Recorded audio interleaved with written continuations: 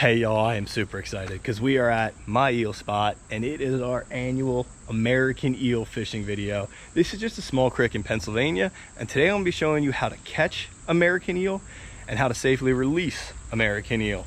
And what I'm going to ask y'all is, because these videos seem to get a lot wider range in the people who watch them. You know, we get views from all over the United States and all over the world. If y'all don't mind looking in the comments, if you don't see your state that you're watching this from, can y'all add it? And if you don't see your country, drop a comment letting me know what country you're watching this from, because what I want to do is keep a running tab in the comments. I'm going to pin my comment to the top and I'm going to add the states and the countries that are watching it, because I think it's really cool that we get so many different people watching these videos. And in this video today, I'm going to be showing y'all not just how to catch an American eel, but this is important too, is how to safely release one. Not from the sense of they're going to hurt you if you don't release them correctly, but how can we release them if we are catch and release fishermen, or if we accidentally catch them over catfishing in a way that's safest for the eel, because they're an awesome species and we got to protect them. Now let's jump into it. All right, y'all, let me show you what I'm using. I'll get to my rig in a second, but this is always something I bring when I American eel fish, and it's a towel. I remove all the rocks from under it, so when they come in and they're thrashing, they don't hurt themselves. I have a glove to help me hold the eel, and then I also have a pair of pliers which are going to help me remove the hooks, and that's really all I'm going to use for them. Step one of this video is always like that do not try this at home disclaimer. Before you try this at home, make sure you check your state's legislation and your laws, because I'm about to chum the water with hot dog. Completely legal in Pennsylvania. Some states don't allow it, but this is one of the ways that I get the eels out. And you know, once they get the smell in the water, you'll see them will start coming out from everywhere.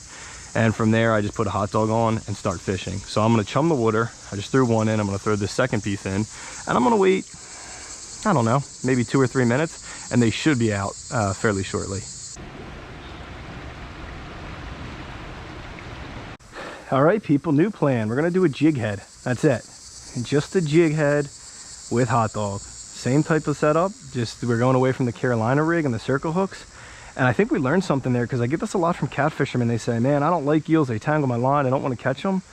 I would say use a circle hook. I'm not saying you won't catch an eel, but I'm saying your chances of catching one are going to be decreased. I had to do a battery change, and when I came back, there are just eels all over. So there's about 4 right in front of me, and pretty confident we're going to catch one right here. And it looks like the biggest one just bit.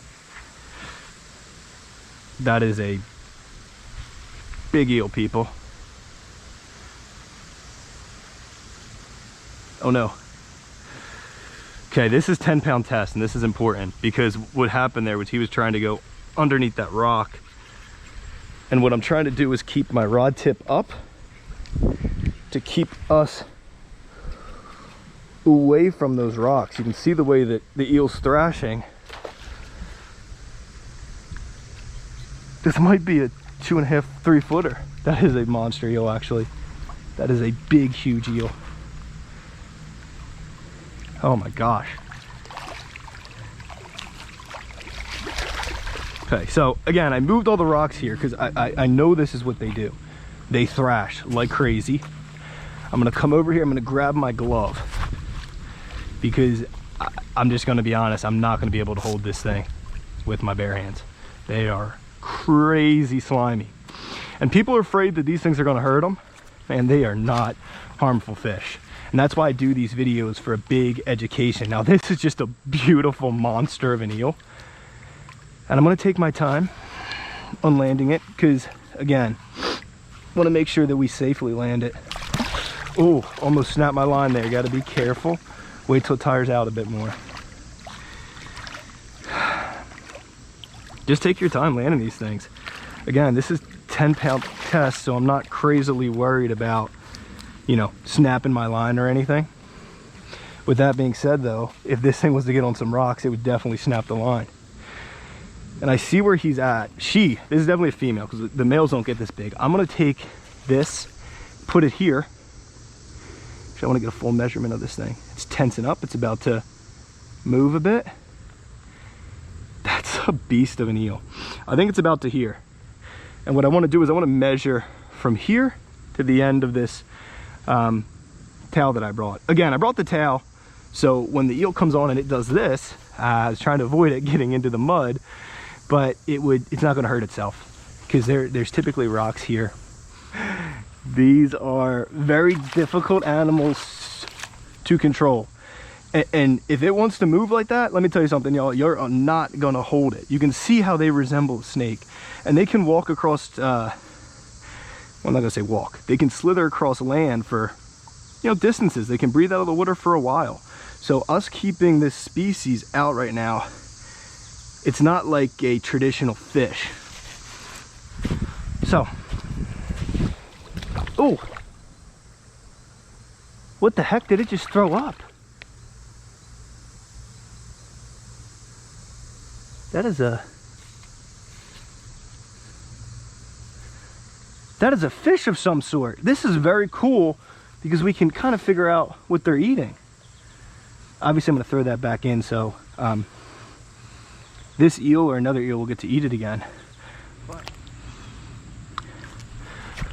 All right, y'all, this is the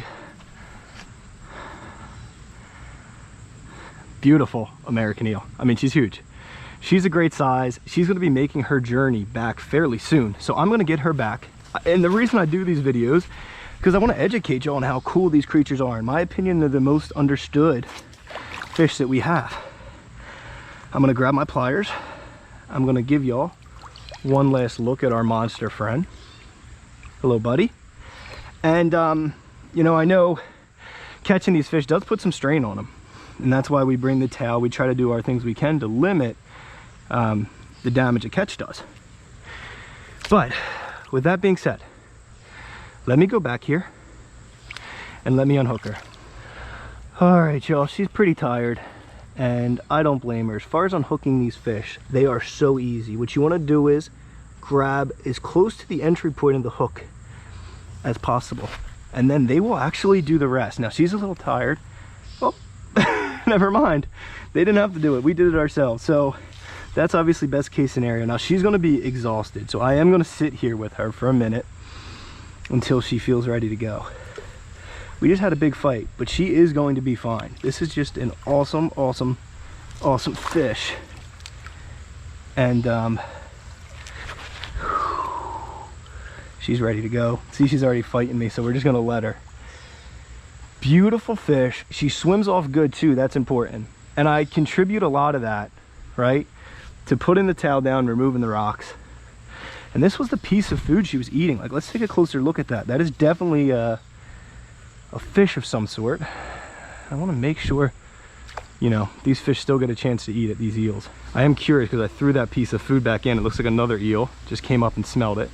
Will that eel eat it though? Not sure. Yep, that eel just took a piece of it. Cool. I didn't want that food to go to waste, and you all can see this. This smaller eel grabbed it. Now, for those of you who feel bad that she just lost part of her meal, I come down here and I feed these things all the time. I love these fish. Part of being a fisherman and an eel fisherman is we got to be conservationists too, people. These videos should be educational. All right, I was fairly keen on getting a measurement on that eel, but I didn't want to keep her out of the water for too long. So let's see about how long she was when she was cooled up. There's 3 feet, there's 2 feet, 25, 26, 27, 28, 29, 30, 31, almost 31 inches. So yeah, so she's almost done living out here. She's about ready to go back to the seas. All right, I'm gonna lead by example. This is a really cool species and we have to do some efforts to try to conserve it, no doubt. I said this in my last video on eeling, I'll say it in this one. I'm gonna become a profit channel fairly soon. When I do, any proceeds I make from this video or the last eel video will go to eel conservation. And I don't know which group that is yet. I'll do my research and figure that out. But I'm gonna lead by example. And with that being said, let's catch some of these guys that we are trying to save.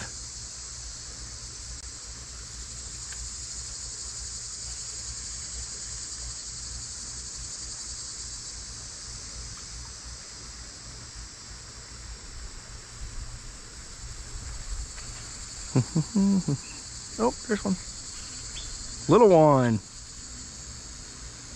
Cool, so I did want to show y'all what a little one of these looks like. You might think this is a super young one, and that may be the case. It may be a young female, or it may be a male. Eels are super crazy and unique in that they're actually born ready for this, genderless. And from what we know, our understanding is that they basically get a feel for the creek, and they see how many males are here, how many females, and they become whatever species, whatever gender is less prevalent. It's just pretty cool. Like, nature's wild. We really don't know much about this species, to be honest. So let's get him here. He's gonna freak out for a little bit. I'm gonna say this is a male. And I'm not gonna grab him right away because he's just gonna go wiggly, wiggly, wiggly, wiggly, wiggly, wiggly, wiggly, wiggly, wiggly, wiggly, wiggly. There we go. Here's a quick look at our friend, the American eel. And now we gotta unhook him.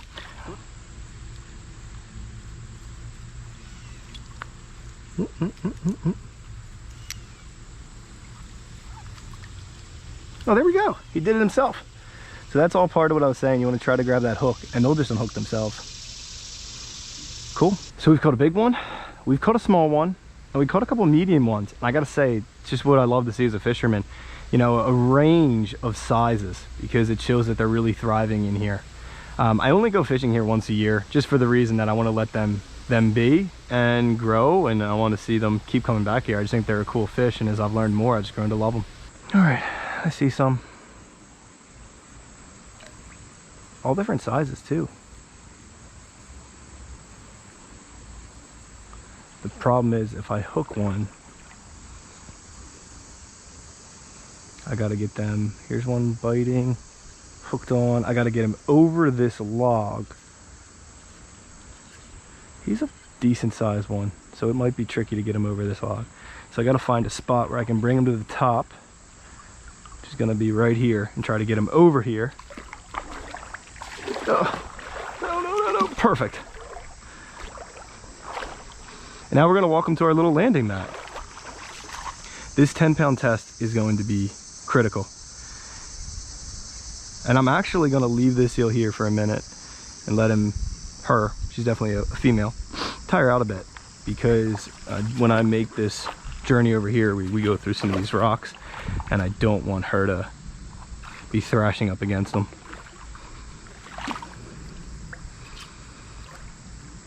I hope y'all are getting a nice glimpse into the world of an eel fisherman.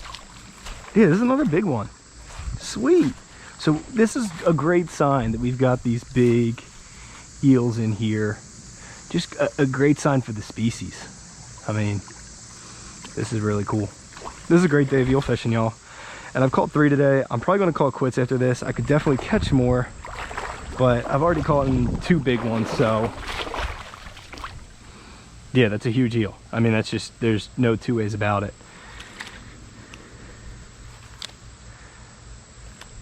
Right, settle down. I wonder what that black thing is on the side of it. I've never seen this before in an eel. But let me just hold you up.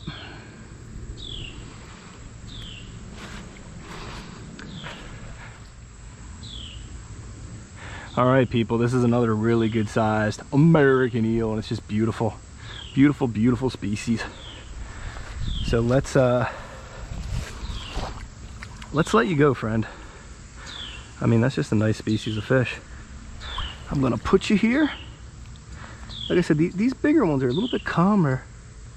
I've never seen that mark on an eel before. I wonder what that is. Looks like his fin's a little. You okay? Interesting. But let's let our buddy go.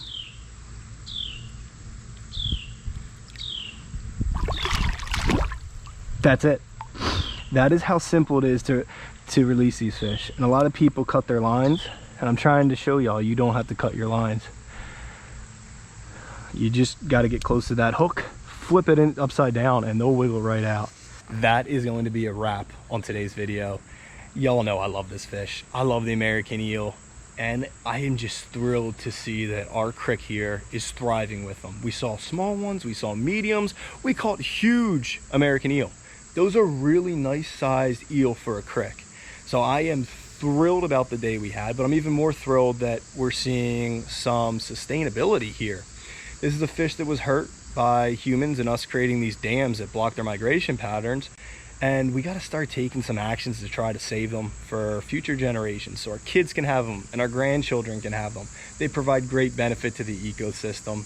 Like I said, the proceeds for this video and my last eel video will go to an eel charity if I can find a good one. Here's the truth, people. If I can't find one and these videos keep doing as well as they are and my channel becomes profit and it makes a lot of money, I'll start my own eel charity, because they're just such cool species and they need to be protected. Well, hopefully y'all enjoyed this video. See y'all.